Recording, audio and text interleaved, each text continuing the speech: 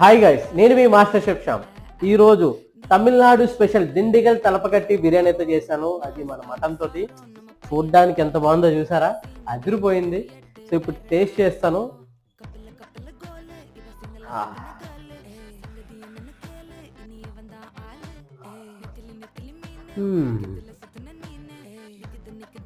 So 1957లో తమిళనాడులో నాగస్వామి నాయుడు గారు తన దిండిగల్ తలపకట్టే బిర్యానీ ఇంట్రడ్యూస్ చేశారు.